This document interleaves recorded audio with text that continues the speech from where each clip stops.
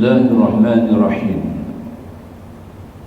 Alhamdulillahirabbil alamin musabbihu la asbab wa mu'adhiqul riqab arrahmanir rahim rahimil mu'minin wa munzilul kitab maliki yawmiddin mulkuhu la yufna wa huwa sari'ul hisab. Iyyaka na'budu ibadatan mutawakkilan 'ala rabbil arbab. Wassalatu wassalamu ala rasulih nabiyil karim habibina Muhammadil amin wa ala alihi wa ashabihi wa azwajihi wa dhurriyyatihi wa ansarihi wa kullama da'a bi da'watihi ila yaumiddin. Amma ba'du. Subhanaka la ilma lana illa ma 'allamtana innaka antal alimul hakim. Rabbana iftah bainana wa baina qaumina bil haqqi wa anta khairul fatihin. A'udzu billahil qawi minasyaitonir ghawwi. Rabbi syrah li sadri wa yassir li amri wahlul 'uqdatam min lisani yafqahu qawli. Ma'asyiral hudhur, insyaallah kita lanjutkan pengajian pada kalam yang masih lagi dalam perincian kalam yang ke-272 muka surat 779 ceraian 3. Setelah kita mendengar kepada ungkapan jawapan kepada Al-Imam Tajul Arifin, Al-Imam Al-Allamah Abdul Qasim Junaidi Al-Baghdadi, kata musannif, setelah hakikat di atas dimohonkan kepada Allah supaya Allah mengkayakan yang bersangkutan, maka dimohonkan lagi semoga Allah mendirikan yang bersangkutan atas tempat-tempat yang mantap, tidak goyah dan tidak oleng, maknanya kita terumbang ambing. Tempat-tempat itu ialah tempat yang sentiasa dalam keadaan darurat, yang kerananya sentiasa memerlukan berhajat dan menggantungkan segala hal kepada Allah. Jadi ceraian yang kita baca ini daripada kalam pada muka surat 777, di mana ungkapan munajat daripada Maulana Ibnu Athaillah Askandari. Kita kaitkan dulu, Tuhanku, Engkau kayakanlah daku dengan takbir-Mu. Jadi kita mohon kepada Allah takbir diri kita, susun atok kita. Ya, Allah menentukan perjalanan hidup kita, arah tuju kita, segala sepak terjang kita, urusan amal ibadah, kerjaan yang kita lakukan, semuanya di bawah takdiran Allah langsung. Maknanya kita terus menyerah kepada Allah sebagai pentadbir tunggal, pentadbir tunggal. Jadi maka itu baliklah kita kepada tauhid rububiyah dan ungkapan kita yang kita sebut tiap-tiap hari, pada tiap-tiap waktu, pada tiap-tiap salat, pada tiap-tiap rakaat. Alhamdulillahirabbil alamin. Puja-puji kepada Allah tertentu, hanya buat Allah, khusus dari Allah kepada Allah, dengan Allah. yakni segala pujian-pujian itu tidak ada yang wajar dipuji, yang wajib dipuji, melainkan Allah semata-mata. Jadi maknanya Allah mentakdir kita itu kaya. Kalau kita sudah sampai ke tahap itu, sudah boleh ma'rifah, keyakinan kita bulat bahawa kita ditakdir langsung oleh Allah, maka itu artinya jiwa kita sudah kaya. Itu yang diartikan mohon kekayaan daripada Allah. Ya, Allah mengkayakan yang bersangkutan. Kemudian kita kena lihat juga dalam kehidupan ini kita menghadapi dua situasi yang merupakan ujian. Merupakan sebagai sunnah Allah dalam alam langit bumi ini, berlakulah kepada manusia khususan di dunia, iaitu cabaran, ujian, ada baik ada buruknya. Jadi kita bukan hanya takbir segala yang baik, yang buruk pun kita minta Allah takbirkan kepada kita. Ada perkara nanti mungkin nanti kalau kita tidak betul-betul yakin beriman kepada Allah Subhanahu Wa Taala, betul-betul bergantung, tawakal kepada Allah, betul-betul redha kepada Allah, mungkin ada perkara-perkara yang mencabar, darurat kita sebut seperti bala, musibah. Macam mana kita nak kata, ya? Kadang-kadang kita tak sanggup pula terima, ya, manusia ini Sebab dia ada satu sifat dalam diri dia. Dia sifat yang kita tadi ni halu'a, makna halu'a ini mudah gelisah, mudah tertekan, mudah macam-macam lagi lah yang boleh membawa dia kepada kadang-kadang sudah mula hilang pegangan kepada Allah, sudah mula hilang tawakal kepada Allah, sudah mula merasa bosan, mungkin bagai-bagai. Kalau senang saja kita boleh terima lah, manusia tu boleh terima yang sedap, yang senang, yang istimewa, yang indah, boleh terima, boleh kata-kata. Tapi kalau bala musibah ni mungkin agak tertekan, tercabar sikit. Jadi di sini kita minta kepada Allah. Itu yang kata musannif, Allah mendirikan yang bersangkutan atas tempat-tempat yang mantap, tidak goyah dan tidak oling-oling, artinya tidak kumbang ambing. Tempat-tempat itu ialah tempat yang sentiasa dalam keadaan darurat, yang kerananya sentiasa memerlukan berhajat. Itu dia. Ada ketika kita juga menerima ujian Allah pada perkara-perkara yang tidak selesa dengan syahwat kita, tidak selesa dengan nafsu kita. Ketika itu kita mohon Allah tetap mantapkan pegangan keyakinan kita, tetap meletakkan kita juga dalam pegangan satu, iaitu Allah juga yang mentadbir baik buruknya daripada Allah. Itulah kita kembali kepada rukun iman yang keenam, meyakinan, beryakin, mempercayai bulat kepada qada dan qadar Allah Subhanahu wa taala. Dengan satu kesimpulan, Allah berbuat semuanya baik. Kita kena baca dulu tu. Pertama kita kena lekat dulu dalam pegangan kita sebagai seakidah kita bahawa Allah berbuat semuanya itu adalah betul, sahih. Semuanya adalah hikmah yang tinggi di sisi Allah. Makanya kita melihat bahawasanya kalau kita boleh berpegang kepada satu pegangan, iaitu Allah juga yang menentukan, yang menetapkan, dan di tangannya segala kebaikan. Zikir yang pernah kita ungkapkan banyak kali dalam kuliah kita menyebut, mengingat La ilaha illallah wahdahu la syarikalah, lahul mulk wa lahul hamd, yuhyi wa yumit. Itu kita dah sebut dah, kita tambah sikit lagi. Ada riwayat yang baca macam tu, biyadihil khair, di tangannya segala kebaikan. Bukan hanya kita meletakkan Allah sebagai Tuhan yang Maha Esa, lahul mulk, baginya segala kerajaan langit dan bumi, walahul hamd, baginya segala puja-puji kerana semuanya betul, baik, indah. Yuhyi wa yumit, yang menghidup dan mematikan. Biyadihil khair, di tangannya akan segala kebaikan. Maknanya apa yang dia buat semua baik. Baik buruk, semuanya baik bila kita baca. Itulah satu ungkapan yang mesti diputuskan sebagai pegangan yang yakin pada tiap-tiap diri individu muslim.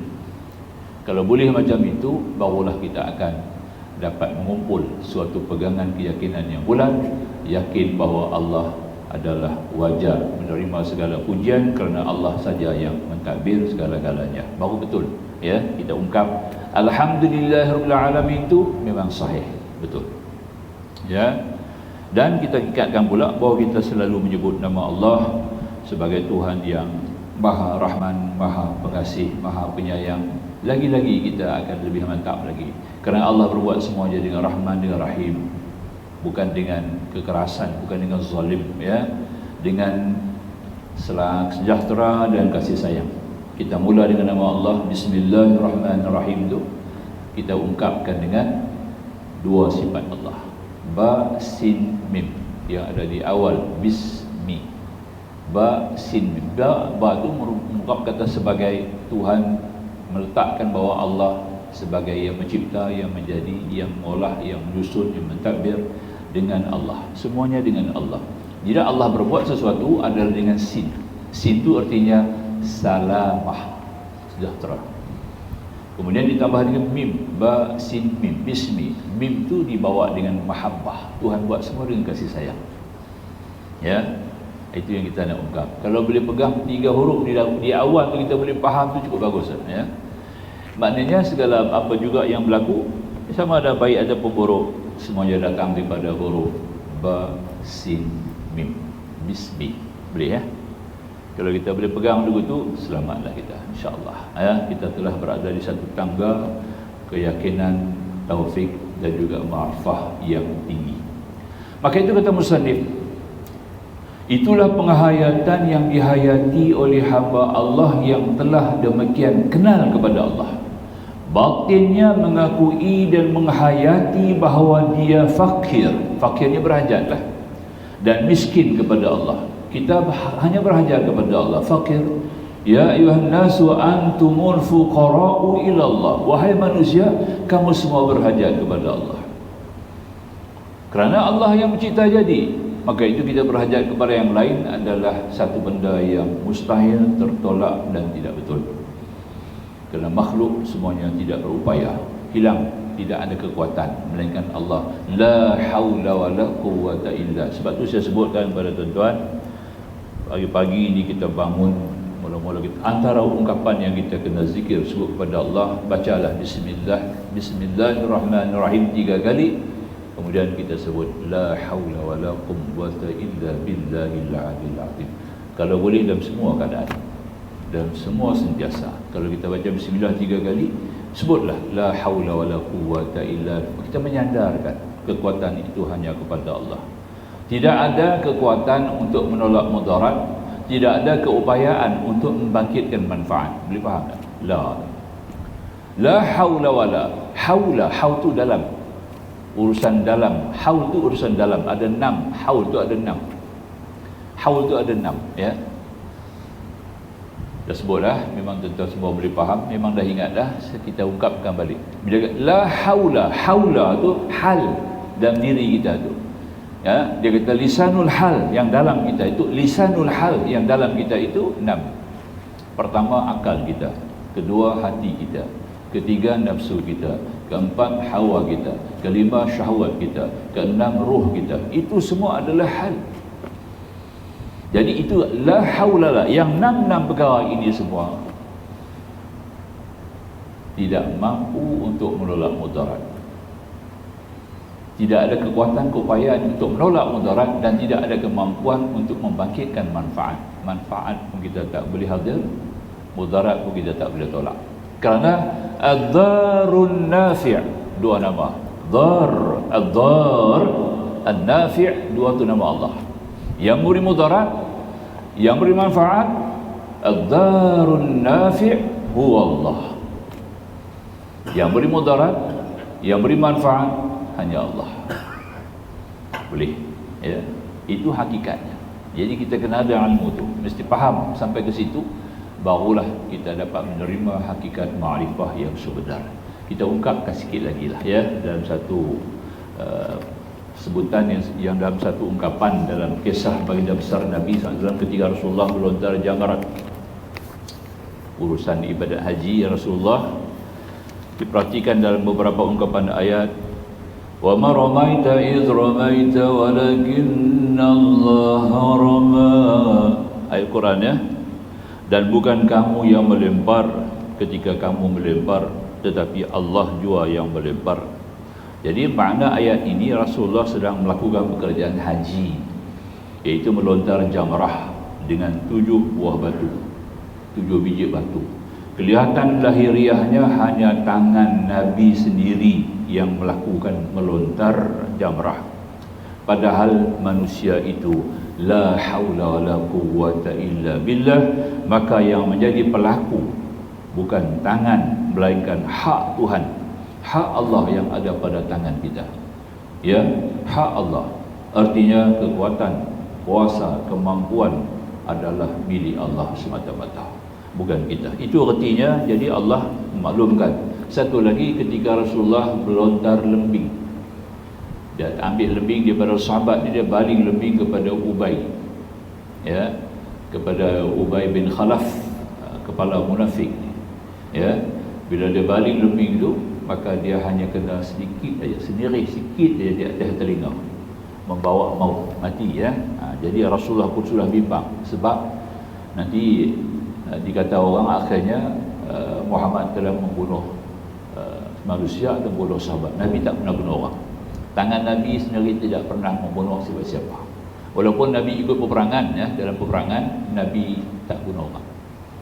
Ya, sentiasa Nabi dikawal, dijaga, dipelihara Para sahabat akan berada di depan, belakang, kiri, kanan Nabi, ya. Jadi Rasulullah dapat juga ancaman, tu kena juga ancaman dalam peperangan Uhud. Rasulullah luka juga, kaki Rasulullah luka, ya. Itu ada. Jadi maknanya bukan begitu, tapi bukan begitu artinya satu kelemahan, tapi memberi arti bahawa Rasulullah juga manusia seperti kita pada satu pihak. Di satu pihak lagi Rasulullah adalah manusia yang luar biasa. Boleh macam tu, ya. Jadi kalau kita ungkapkan macam itu, makanya Rasulullah bila baling tu Allah nak beritahulah bahawa jangan bimbang ya Muhammad. Wa ma ramaita id ramaita walakinallaha rama. Maknanya bukan tangan itu, bukan kamu yang melempar. Maknanya yang melempar ketika kamu melempar itu adalah Allah jua yang melempar. Ini Al-Quran, ya. Kemudian lagi kita melihat pada firman Allah, wallahu khalaqakum wa ma ta'malun. Semuanya Allah mencipta jadikan kamu dan Allah menjadikan amalan kamu. Tengok tu. Allah cipta buat kamu, Allah juga yang menjadikan ungkapan gerak-geri kamu adalah juga Allah. Ini beri arti bahawa satu keharusan, bukan satu kewajiban bagi Allah. Maksudnya satu keharusan bagi Allah untuk menjadikan kita, menciptakan kita, buat apa juga. Jadi tidaklah wajib kepada Allah menjadikan makhluk, mencipta makhluk, membuat makhluk, tidak. Tapi semata-mata kerana Allah ingin mentahirkan, ya, kepada manusia bahawa Allah itu wujud supaya manusia boleh kenal kuntu kanzan makhfiyan. Aku ni adalah satu perbendaharaan yang tersembunyi, ya. Tidak. An u'rifa, supaya aku dikenali oleh makhluk aku, ya. Wa khalaqtu khalqa, maka aku cipta bagi jadikan makhluk kerana untuk perkenalkan diri aku. Jadi Tuhan buat langit bumi termasuk kita semuanya semata-mata untuk mentahirkan kewujudannya supaya kita kenal dia. Jadi maka itu harus bagi Allah, bukan wajib. Tidak wajib bagi Allah menciptakan langit dan bumi, tidak wajib bagi Allah untuk menurunkan kitab, tidak wajib kepada Allah untuk mendatangkan rasul-rasul, tidak wajib kepada Allah memberikan hidayah taufik kepada kita, tetapi atas keharusan. Ini yang kita mengaji pada asas sifat 20 tu, ya. Kita mengaji 20 sifat yang wajib bagi Allah, 20 sifat mustahil atas Allah, satu sifat yang harus pada Allah. Bagi, atas, pada. Istilah itu dipakai dengan tepat. Ulama susun begitu rapi, susun kata-kata itu beri maksud. Wajib bagi Allah mesti ada pada Allah 20. Wajib mustahil atas Allah, mustahil diadakan di atas Allah, dibuat-buat, direka-reka oleh manusia musyrik bahawa Allah itu ada 20 sifat yang berlawanan yang mustahil. Satu sifat harus padanya. Boleh ada, boleh tidak. Maka itu fi'lu kullu mumkinin aw tarkuhu, mencipta, menjadi atau menidakkan, itulah urusan Allah ikut sukanya, kerana Allah bersifat dengan ihsan.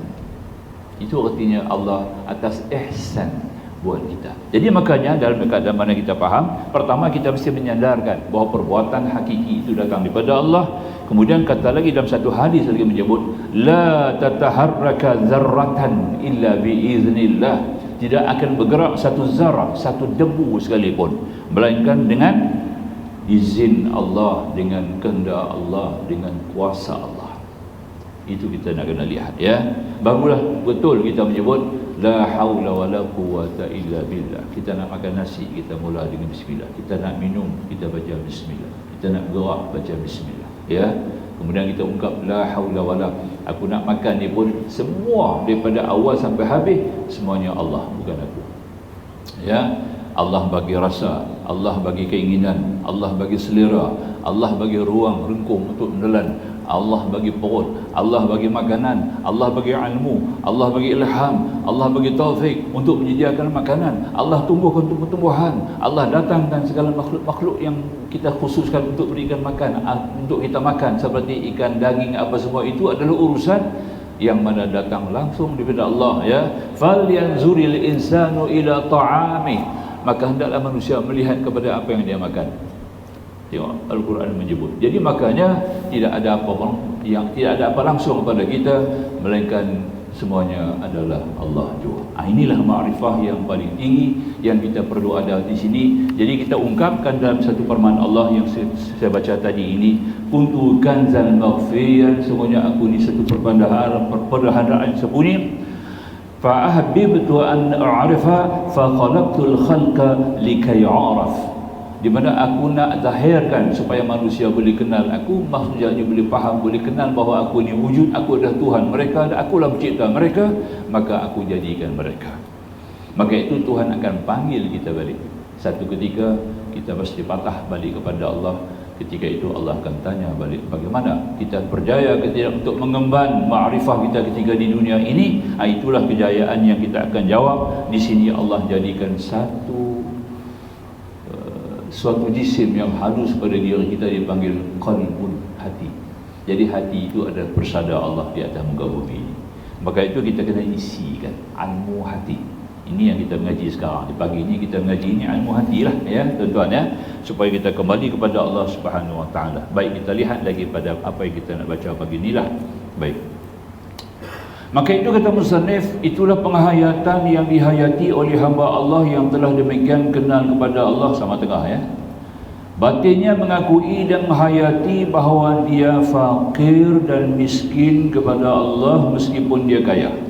Pada zahir dunia dia kaya, pada lahiriah nampak dia orang kaya, jutawan, bilionaire, ya, bilionaire, ya. Batinnya tetap meletakkan suatu pegangan semuanya Allah. Aku kaya ni pun Tuhan bagi. Kaya ni kaya pinjaman. Kaya apa kita? Kaya majazi, bukan kaya hakiki. Kenapa majazi? Kena ambil balik. Satu ketika Tuhan ambil balik. Macam-macam cara Tuhan boleh ambil balik, ya.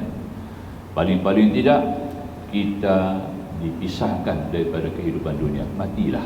Itulah paling-paling tidak.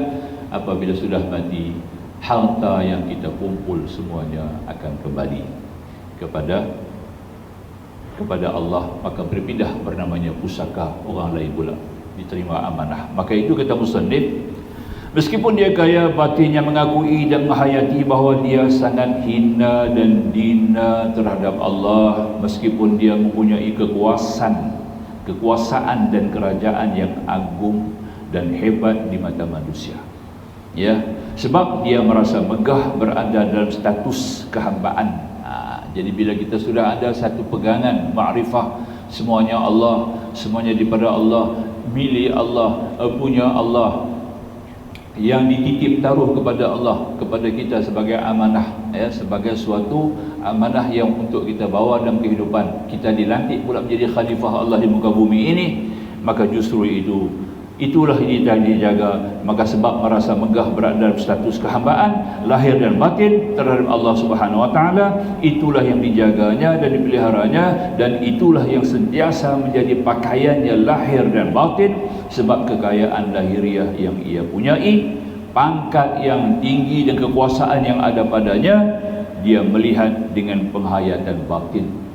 Jangan lihat dengan mata kasar. Kalau lihat dengan mata kasar, itulah kita kata kita, ya, bahawa semuanya itu tidak lebih dari sekadar pinjaman Allah Subhanahu Wa Taala atasnya. Boleh faham, ya? Benda pinjam ni kita kena pulang balik dengan sebaik-baiknya kepada Allah.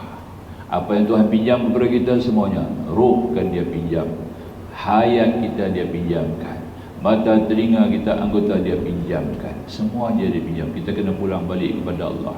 Maka itu kita sebut bila orang mati khususan, ya, kalimah tarji', inna lillahi wa inna ilaihi raji'un. Itu kalimah tarji' dia bagi, ya, kita rujuk balik kepada Allah. Kami daripada Allah dan kepada Allah juga kami dikembalikan. Cantik. Apa yang kami itu, semua apa yang dengan kami, kehidupan kami, penghayatan kami, roh kami, harta kami, ya, ilmu kami, kebijaksanaan kami, pangkat, jawatan, kuasaan kami, pengaruh kami, semuanya kembali kepada Allah Subhanahu Wa Taala. Barulah itu dikenali sebagai ma'rifah yang sejati, ya. Di sini kita tingkatkan kekuatan iman kita itu. Maka hati itu perlu disuburkan dengan zikir, banyak berzikir kepada Allah. Zikir yang paling pertama sekali, la ilaha illallah, untuk mengukuhkan tauhid. Zikir yang kedua, astaghfirullahal azim, memohon ampun kepada Allah. Bila Allah mengampunkan kita, bersih daripada dosa, barulah akan terbuka hijab, terbuka dinding untuk kita dapat melihat kebesaran, kemuliaan, kerahiman ya Allah Subhanahu wa taala. Maka di sini Allah Subhanahu wa taala memberikan satu hadis kursi ya. Saya bacakan hadis ini ya. Banaitu fi jawfi ibni adam qasran, aku buatkan dalam rongga anak Adam tu satu mahligai. Saya pernah sebut dah ni, tapi secara rambang ya. Hari kita baca hadis dia. Banaitu fi jawfi ibni adam qasran, di mana kata Allah, aku telah buatkan dalam rongga anak Adam satu mahligai. Qusur, kasal orang putih kata ya. Wa fil qasri sadran, dan dalam mahligai itu ada sadran. Sadran ni dada, kita terjemah gitulah secara kasar ya. Wa fi sadri qalban, dan dalam dada itu juga ada hati, jantung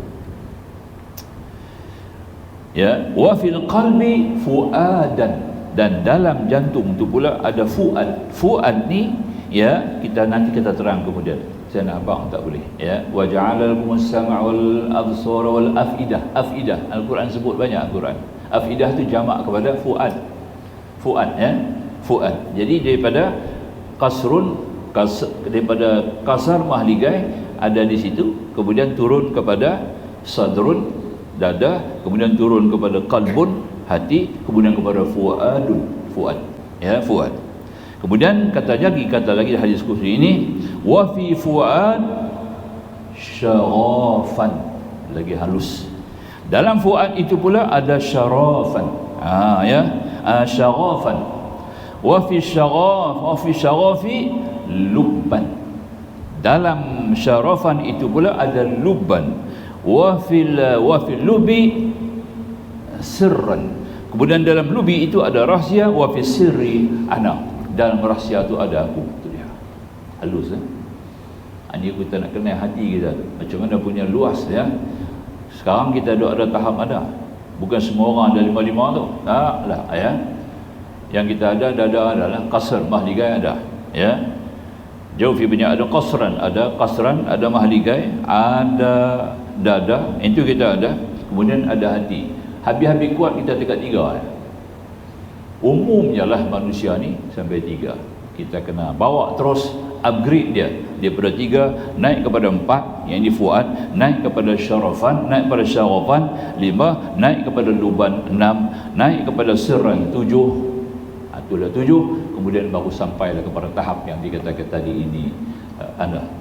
Wa fi lubi wa fi sirri ana, dalam rahsia tu ada aku, kata Allah Subhanahu wa taala. Kita buka sikit dia punya maksud supaya tuan-tuan dan puan boleh faham ya. Kita masuk kepada yang pertama sekali, iaitu wa fi jawfni qasran. Qasran ni kita faham dah, iaitu rongga rusuk kita ni, yang mana di antara rusuk kita tu adalah segumpal daging yang dipanggil hati. Itu rusuk ni rongga ya, kita panggil rongga ya, maknanya mahligai ya. Kemudian dalamnya situ ada sadran. Sadran ni dada, dinamakan sadran sebab kerana dia ada tempat terbitnya nurul Islam. Dada ni dah tempat terbitnya cahaya Islam. Itu mula-mula nak terima Islam. Sebab Tuhan kata dada, Tuhan sebut afaman syarahallahu sadrah. Jika demikian, adakah orang yang telah dilapangkan Allah dadanya, nampak, lil Islam, untuk terima Islam, fahuwa ala nurim min rabbih, lalu ia tetapkan berada dalam cahaya hidayah petunjuk daripada Tuhan. Mula-mula sekali kena ada yang di dulu. Dada tu mesti masuk cahaya Islam dulu. Kalau tidak ada cahaya Islam, maka itu kita kena wajib belajar ilmu Islam, mengenal rukun Islam, mengamalkan amalan-amalan rukun Islam itu dengan sebaik-baik mungkin. Bermula daripada syahadah sampai kepada sembahyang, puasa, zakat dan haji. Itu baru peringkat pertama. Belum pergi ke mana lagi ya. Walaupun haji dia 10 kali ya, haji dia 10 kali, umrah dia sampai 20-30 kali, tak kira lah tuan, sebab dia masih duduk dalam tahap sadran, tak di mana lagi. Kita kena upgrade dia, naik kepada tahap qalban, kemudian sampai kepada qalban. Wa fi sadri qalban, kata hadis ni, sebab ia tempat terbitnya cahaya iman. Bila ada qalban, hati ni tempat terbitnya cahaya iman, jadi cahaya Islam. Ini cahaya iman. Ini firman Allah sendiri dalam Quran. Kita lihat pada dalil. Rujuk kepada Quran Hujurat ayat 7. Suratul Hujurat ayat 7. Tadi surah Zumar ayat 22. Yang kita sebut mula tentang dada tadi, surah Az-Zumar, surah yang ke-39. Sebelum 3 surah tu surah Yasin. Surah Yasin 36.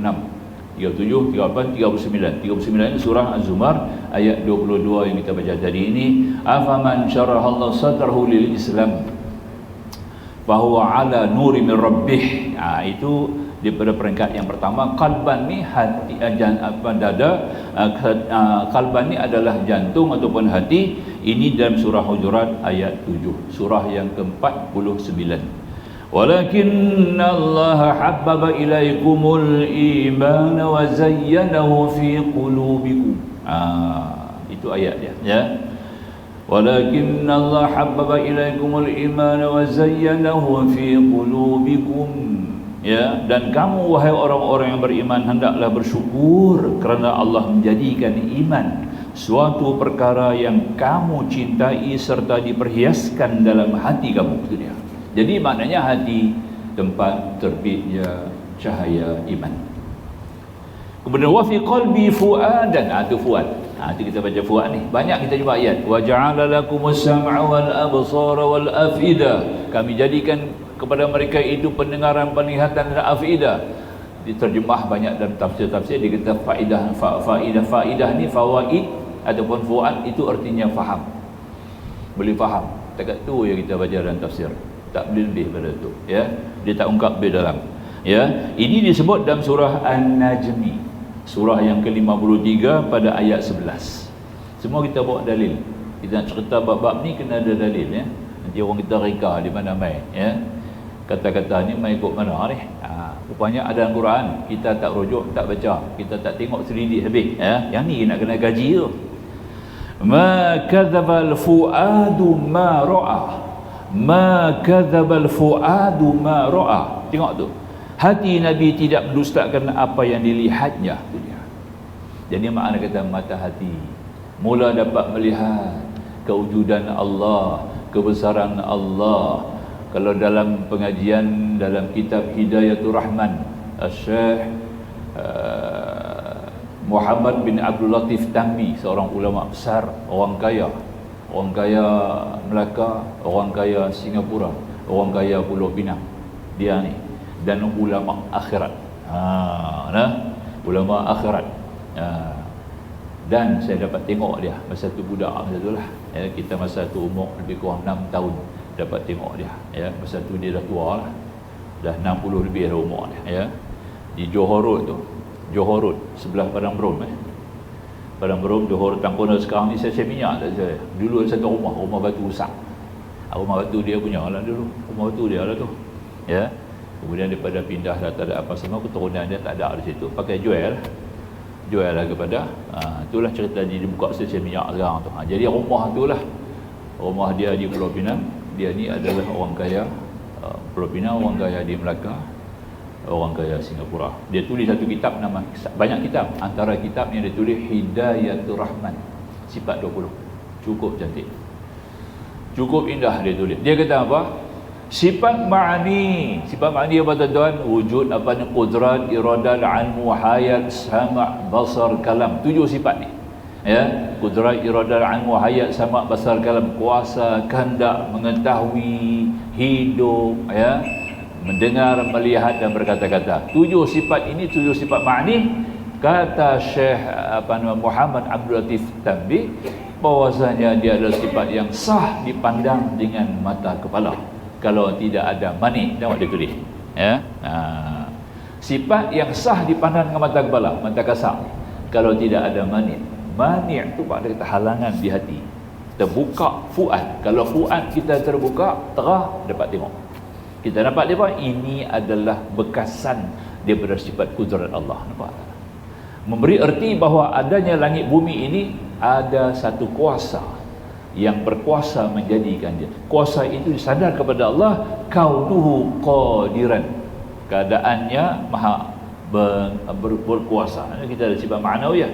kaunu qadiran, kaunu muridan, kaunu aliman, kaunu hayan, kaunuhu basiran, kaunuhu sami'an, kaunuhu mutakalliman. 7 sifat ma'ani ini melazimkan 7 sifat ma'nawiyah ini melazimkan 7 sifat ma'ani.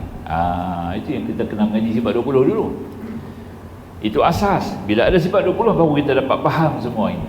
Kalau benda tu tidak ada pada asas, susah kita nak faham sikitlah, ya. Itu pentingnya kaitan dia. Maka itu dalam kitab kita tulis Hikmah Tauhid Tasawuf. Tengok kitab, nama tajuk kitab. Pengarang dia bagi nama, ya. Ya. Hikmah Tauhid Tasawuf nama kitab ni. Sebab hanya bukan sifat 20 saja dia bawa sampai ke atas. Kita kena selam lebih jauh lagi sampai kita lihat. Maka itu fuad yang kita fuad tadi ini adalah mata hati kita. Di situlah terbitnya cahaya ma'rifah. Boleh faham? Tadi cahaya Islam, cahaya iman, cahaya ma'rifah, ya, boleh, ya. Kemudian kita jumpa perkataan apa? Syarafan. Syarafan ni umpama embun, kerana dia tempat terbitnya cahaya mahabbah, cahaya cinta. Nak jadi cinta kepada Allah, kena masuk lagi satu tahap. Dia fuad, mata batin kita sudah terbuka, sudah dapat melihat dengan mata hati kita bahawa tidak ada yang wujud melainkan Allah, tidak ada yang berkuasa melainkan Allah, tidak ada yang berkehendak melainkan Allah, tidak ada yang berilmu melainkan Allah, tidak ada yang hidup melainkan Allah, tidak ada yang mendengar melainkan Allah, tidak ada yang melihat melainkan Allah, tidak ada yang berkata-kata melainkan Allah. Masya Allah, illallah, melainkan Allah Subhanahu wa ta'ala. Ketika itu kita telah terima satu embun, satu anugerah Allah yang tinggi. Baru datang cinta, semuanya milik Allah, maka kepada Allah lah wajib kita balas. Kemudian Tuhan jadikan pula dengan penuh sifat rahim dan rahmatnya yang begitu tinggi, rahmat yang meliputi, maka kita akan dapat melihat kecintaan Allah kepada makhluknya. Maka tu Allah buat kita habaq tadi ni, Allah jadikan makhluk seluruhnya itu dengan sifat salamah, selamat, dengan sifat mahabbah, kasih sayang. Jadi kita nampak Tuhan itu mula kasih sayang kepada kita, barulah kita akan mula melakukan amal ibadah kerana sayang. Buat ibadat kerana sayang itu lebih ringan, lebih mudah, lebih sedap, lebih nyaman dan lebih khusyuk. Faham? Kita buat apa pun kasih sayang. Seorang ibu nak masak ke anak-anak dia, atau seorang isteri nak masak untuk suami dia, dia masak tu kerana sayang kat suami, dia masak tu kerana sayang kepada anak. Dia tak berat tau masak. Dia rasa enjoy, ya. Dia dapat satu kelazatan, ya. Seronok boleh duduk lama-lama di dapur, ya. Tak rasa berat, betul tak? Kerana sayang. Cuba buat kerana benci, ya. Akan jadi lebih kurang. Makanan tu pun tak sedap, ya. Dan kita tak dapat bagi. Kalau hak yang makan pun boleh tahu itu orang yang buat tu tak sayang kat dia, dia sendiri makan pun tak lezat lah. Boleh faham tak? Sebab itu perlu mawaddatan warahmatan. Nikah tu mesti bawa kepada dua. Warahmatan, mawaddatan, mesti ada dua. Tok kali banyak kita awai kan? Ya. Aku jadikan kamu laki-laki dan perempuan itu secara mawaddah. Mawaddah ni ketika muda-muda, boleh cinta, boleh sayang, boleh bersama-sama. Warahmatan ni bila dah tua. Tua tak boleh apa-apa dah, pakai tengok je lah. Tu, mawaddatan ni muda-muda. Warahmatan ni tua-tua. Kesian tengok jalan tergeh-geh, batu tak berhenti, nampak, ya. Ya, kena bertongkat pula. Yang laki-laki tengok isteri macam tu, isteri pun tengok suami begitu dah, ya. Saling gayut manjuk, saling pegang, saling sokong menyokong, ya. Saling sandak menyandak, nampak tak? Saling duk tanya kesihatan tak sudah, nampak tak? Abang rasa penat dah sikit pagi ni. Tu dia, ya. Nak kena mengadu ke isteri bukan boleh buat apa, nampak tak? Kena boleh buat apa tu, ya. Tapi bila isteri boleh dengar, begitu pun satu rasa keafiatan tu ada lah. Bila isteri mau dengar, isteri pula respon pula sikit kot. Abang banyak semalam kot, apa nama ni, apa banyak apa terlibat dengan urusan-urusan luar ke apa begitu gini kot. Ataupun buat kerja-kerja apa-apa ke, mungkinlah pagi ni penat dah sikit dah. Itulah, begitulah. Dia boleh respon begitu pula, sedap lagi dengar lah.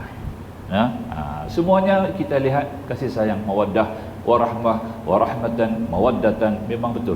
Kata Allah Ta'ala tepat sekali ulama membagikan. Jadi makanya daripada fuadan sampai kepada syarafan, artinya dengan ini permaan Allah sini kita lihat dalam Quran, tuan-tuan boleh lihat dalam surah Yusuf ayat 12 yang kita syarafan ni, ya. Qad syaghafaha hubba. Itu ayat dia, ayat yang ke-30. Surah Yusuf ayat 30 ya. Dia bunyi qad syaghafaha hubba. Sungguhnya cinta kepada Yusuf itu sudahlah meresap ke dalam lipatan hatinya. Itu dia. Hati siapa ni? Ya. Ya. Hati siapa? Zulaikha. Zulaikha, ya. Gadis, dia menikah dengan Raja Mesir Al-Aziz Al-Misri. Raja tu tak boleh sentuh dia pun. Raja tu tak dapat nak sentuh dia. Nampak? Nak sentuh tangan ketang, nak sentuh tangan ketang. Maknanya dia masih dara. Duk macam tu lah sampailah dia diisterikan oleh Nabi Allah Yusuf AS. Ya. Dia bukan janda, ya. Tapi bila Aziz mangkat, Raja Mesir tu mangkat, dia jadi janda lah. Orang panggil janda apa? Janda berhias. Ya. Masih muda, masih belia. Umur dia masa tu baru 16 tahun. Ketika Aziz Al-Misri umur 70 lebih. Mati, isteri dia baru umur 16. Nampak tak?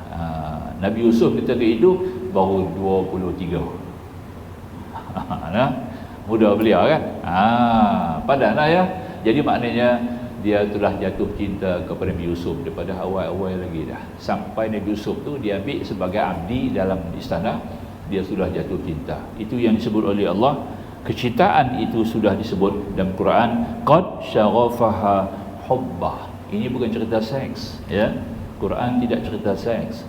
Tuhan juga cerita kata ada kecintaan dalam hati, sebab itu dia sanggup buat apa juga kerana cinta. Kita juga begitu. Atas orang yang kita cinta ni kita sanggup buat apa juga. Nampak? Abang teringin nak makan nasi kandang. 10 km boleh pergi. Nampak lah, ya. Tak rasa berat, ya. Pergi beratur pula. Boleh beratur lagi sampai setengah jam. Pasal dia sayang punya, sebab dia sayang juga. Kadang-kadang kita tengok kan, kalau orang kampung tu kan, muat atas basikal terak kan, ya. Boleh muat atas basikal tu, usaha dia tolak basikal tu, isteri duduk atas sini, duduk atas carrier tu, tolak lah basikal tu. Perhati tengok kan, kerana apa? Kerana sayang. Begitulah, ya. Alhamdulillah, kita ambil syukur kepada Allah SWT. Tapi kerap kali yang kebanyakannya isteri lah buat, suami yang tergigit-gigit banyak gitu lah. Banyak suami isteri lah tolong suami kan. Pasal apa isteri tolong suami ni? Banyak Tuhan kekuatan kerana mereka banyak menyumbangkan tenaga untuk rumah tangga. Perempuan yang rajin masak, rajin menyediakan makan minum pada suami isteri, rajin menjaga mengumpul untuk urusan rumah tangga ni, memang Tuhan bagi kesihatan kat dia. Tuhan akan bagi kesihatan yang panjang. Yang malas dulu sakit. Tak maaf lah. Itu dia. Kemudian kita lihat lagi dalam Quran, Tuhan sebut sudah syaghafan wa fi syaghafi lubban. Perkataan lubban. Lubban, lam ba alif, lubban. Lubban ni kita boleh tengok dalam surah Zumar juga, surah yang ke-39 ayat 21. Di mana mari perkataan lubban ni? Inna fi dzalika ladzikra li ulil albab.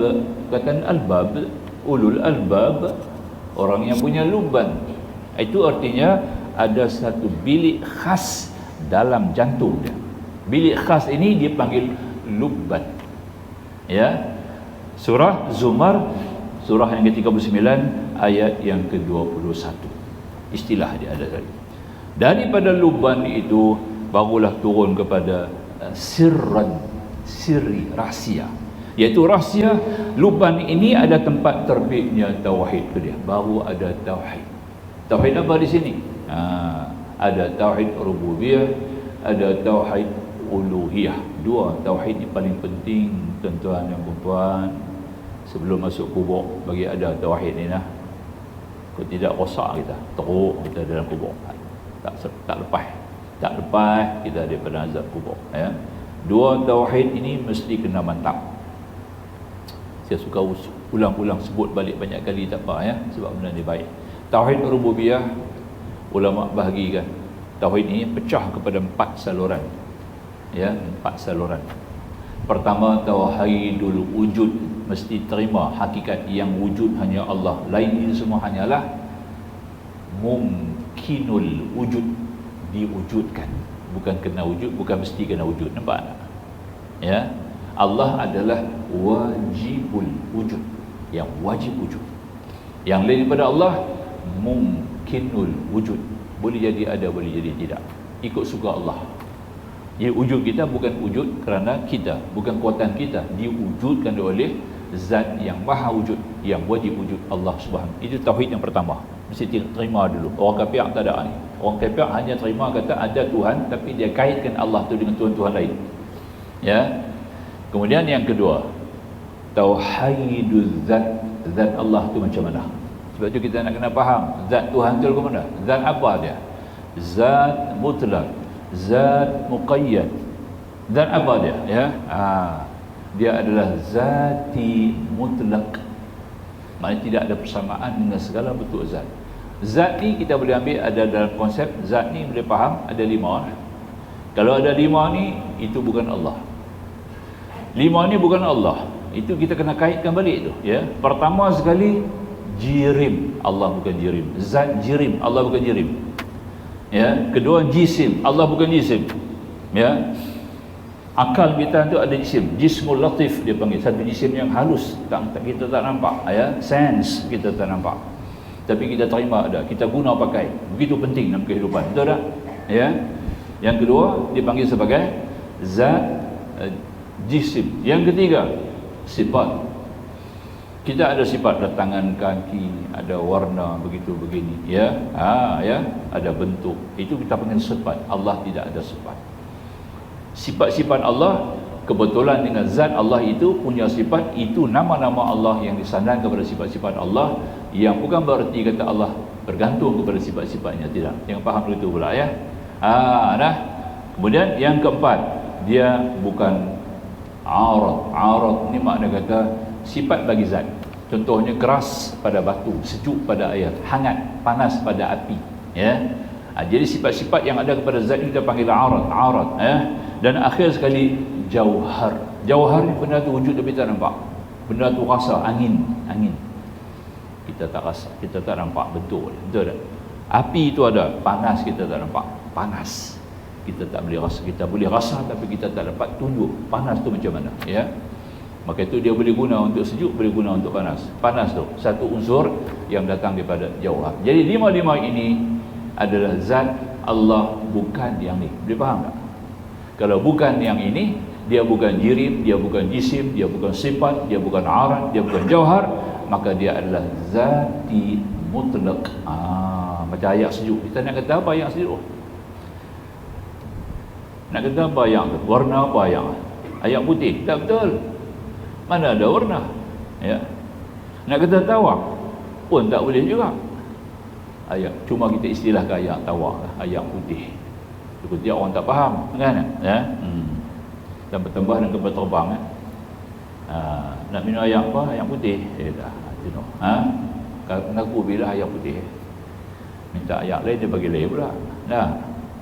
Jadi pendek kata, zati mutlak, ayat mutlak. Macam itulah zat Allah juga zati mutlak, neutral. Oseh. Ya. Ketiga, tauhid mengasaskan Allah pada sifat-sifat Allah. Sifat-sifat Allah semua wujud, tapi walaupun ada nama pada kita sama, tapi tidak pada hakikatnya. Kita ada kudrat, Allah pun juga ada kudrat. Kita ada kehendak, Allah pun ada kehendak. Kita ada ilmu, Allah pun ada ilmu. Tapi sifat ilmu, sifat kudrat, sifat kuasa yang ada pada kita itu hanya sebagai suatu anugerah, tumpangan yang dipinjamkan, tidak lebih. Dipanggil sebagai kuasa baru. Baru ni apa? Kena jadi. Baru ni kena jadi. Faham, ya? Itu kita istilahkan. Yang ketiga, iaitu dengan sifat. Yang keempat, nama perbuatan Allah. Mengasahkan perbuatan Allah. Satu perbuatan. Mana ada 2-3 kuasa di langit bumi ini, ya? Allah jadikan kita, dia anugerah kita dengan tenaga, dia anugerah kita dengan kasab, dengan usaha, ikhtiar, perasaan, dipanggil sebagai naluri. Betul tak? Insting. Orang kata semua tu ada dengan kita. Ini adalah perkara yang diberikan anugerah, maka itu bukan sebenarnya pada hakikatnya Allah, kembali perbuatan kepada Allah. Jadi 4 lah. Yang pertama mengasahkan kewujudan Allah, kedua mengasahkan zat Allah, ketiga mengasahkan sifat-sifat Allah, yang keempat kita mengasahkan akan perbuatan Allah. Ini tauhid rububiyah yang kita sebut alhamdulillahirabbil alamin. Masuk 4 ni. Faham tak? Kalau 4 ni tak masuk, maknanya kita belum lengkap lagi. Hang nak puji apa? Hang tak kenal orang tu. Hang tak tahu dia macam mana, hang puji. Kita nak puji satu orang tu bagus, kita kena tahu dia tu apa yang bagus. Dia ni memang alim. Kenapa? Pakai kepiah, tengok selalu pergi masjid. Dekat tu tak ada benda. Nampak ya? Tak itu lah. Tu imam sama tu imam ada clash. Nampak tak? Jemaah kata apa orang alim belum bertengkar. Tu imam dia panggil alim. Dia tak faham. Hari ni kita pun tak kenal orang alim ya. Yang kita orang alim dulu ke mana? Al-ulama. Nah. Dan sebab ulama ni kena alamah, yang punya ilmu, disiplin ilmu yang luas, semua bidang ilmu ada dekat dia. Baru panggil ulama dia alim. Ya. Ilmu apa ada kata? Semua ilmu ada. Ilmu disiplin Islam tu ada dengan dia semua. Ya. Itu baru kita panggil ulama. Ya. Ini baru dekat ustaz yang macam saya ni mana boleh panggil alim, dia boleh ulama, tak boleh ya. Tak boleh. Kita hanya duk baca bahan-bahan daripada penulisan ulama. Kita hanya mengaji daripada apa yang diajar oleh ulama, dekat tu saja ya. Nak tengok hadis Bukhari kena baca kitab Bukhari. Tapi kita bukan lagi Imam Bukhari ya. Itu kelonggaran kita ya. Ya. Nak mengaji kitab ni penulisan siapa? Profesor Dr. Wahibuddin Wali, ulama besar. Hanya boleh baca kitab dia ya. Kita bukan dia, disiplin ilmu dia kuasai habis, nampak? Itu dia boleh susun kitab ni begitu luas. Ini persoalan ulama, kita nak faham tu. Baik. Balik kita tadi tak habis lagi. Daripada sirrun kata tadi ini, maka daripada rahsia di sini adalah cahaya. Daripada rahsia di sini timbul pula firman Allah, fa innahu ya'lamu sirra wa akhfa, ada dalam Taha ayat 7. Taha ayat 7. Ini sirr. Wa fi luban as-sirri. Nampak? Dalam lubang tu ada rahsia. Rahsia ini adalah cahaya baqa dengan Allah. Kita nampak kekekalan Allah. Bukan sekadar nampak kebesaran Allah, nampak kekekalan Allah, kekal. Yang lain semua kullu man 'alaiha fan, semuanya binasa.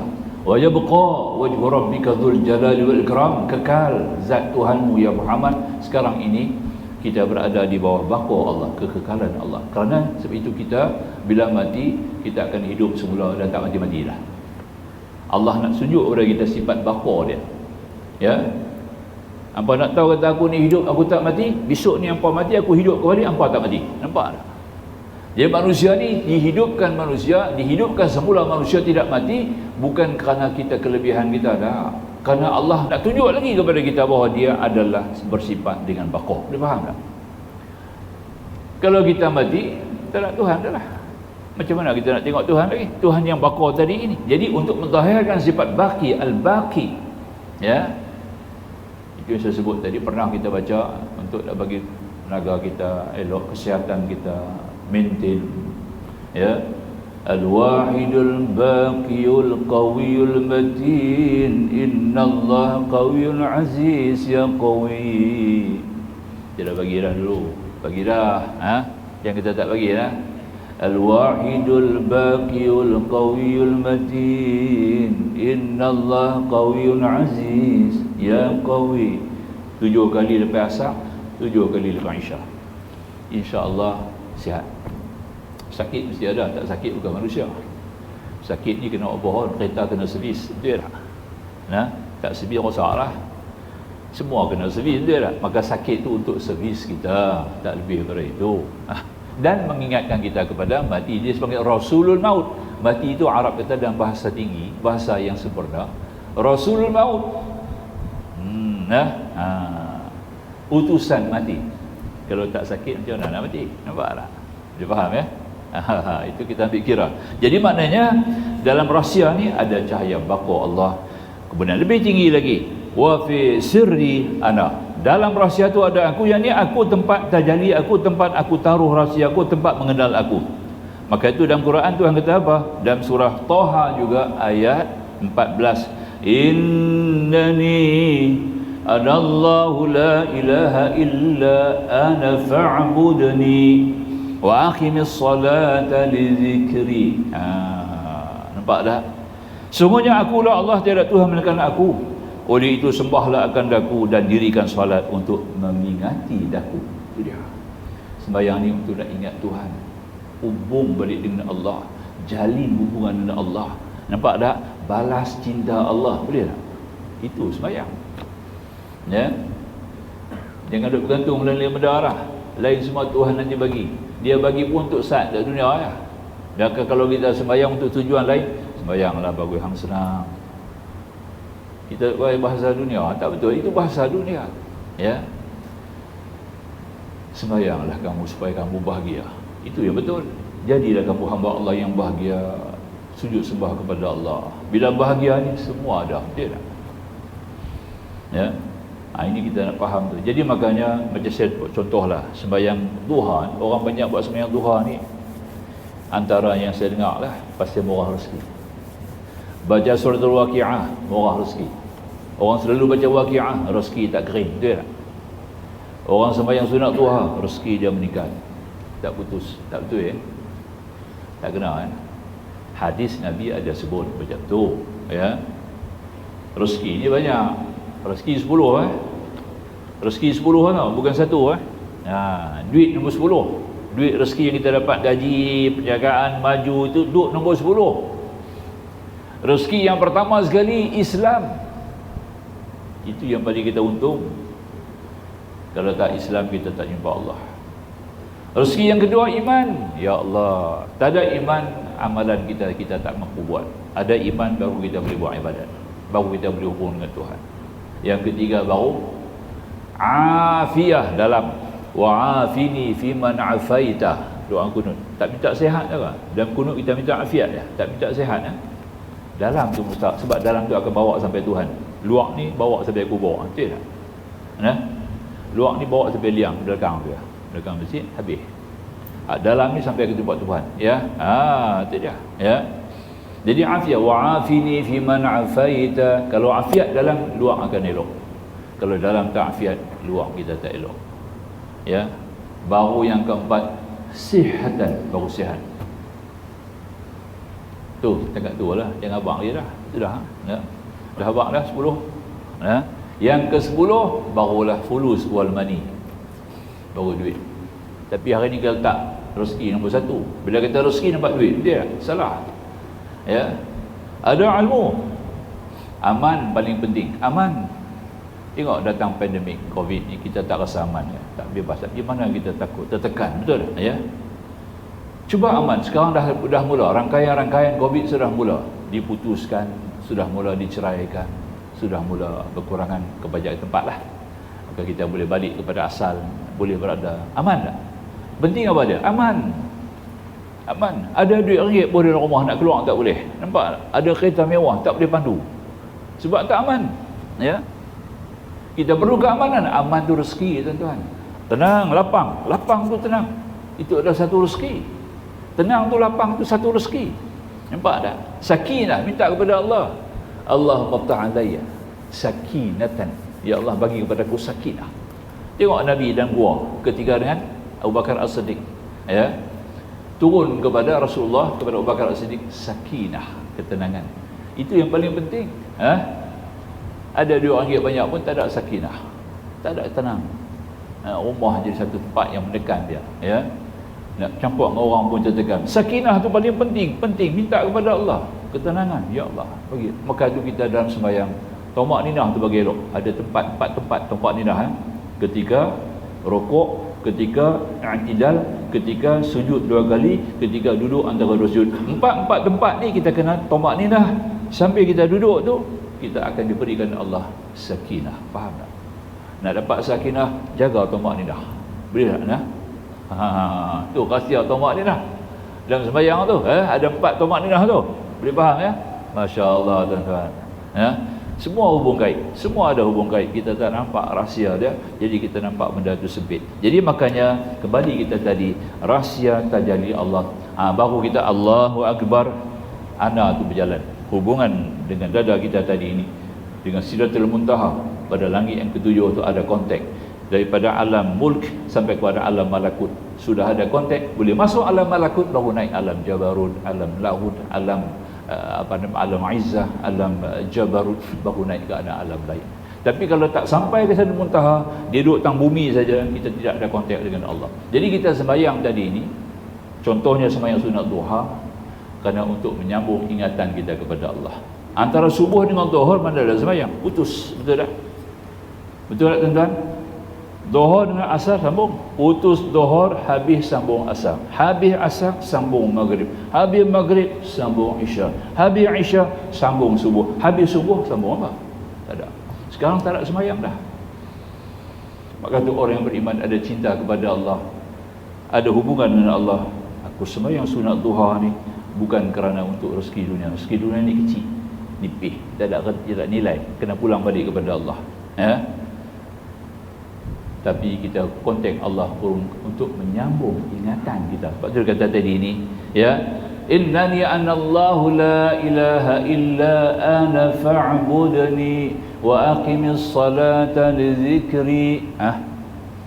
Sesungguhnya aku adalah Allah, tidak ada Tuhan melainkan aku, maka sembahlah aku, ya, dan dirikan solat untuk mengingati aku, untuk sambung ingatan. Boleh tak? Ya. Dekat tu mana? Dia faham lah. InsyaAllah moga kita dapat info yang jelas pada pagi ini, sedikit penjelasan mengenal batin kita, mengenal hati-hati kita dengan lebih luas. Semoga Allah memberikan kita ilmu, menambahkan kita ilmu, memantapkan kepahaman kita, dan dapat kita menyempurnakan, ya, jiwa kita dengan ma'rifah yang tinggi kepada Allah. Aqul qawli hadza astaghfirullahal azim li wa lakum. Bismillahirrahmanirrahim. Alhamdulillahirabbil alamin wassalatu wassalamu ala rasulin nabiyil karim sayyidina Muhammadil amin wa sahbihi ajma'in. Subhanaka la ilma lana illa ma 'allamtana innaka antal alimul hakim. Allahumma nawwir qulubana bi nuri hidayatik kama nawartal arda bi syamsika abadan abada. Rabbana zidna 'ilma warzuqna fahma. Rabbana atina fid dunya hasanah wa fil akhirati hasanah wa qina adzabannar. Walhamdulillahil alamin. Wassalamu alaikum warahmatullahi wabarakatuh.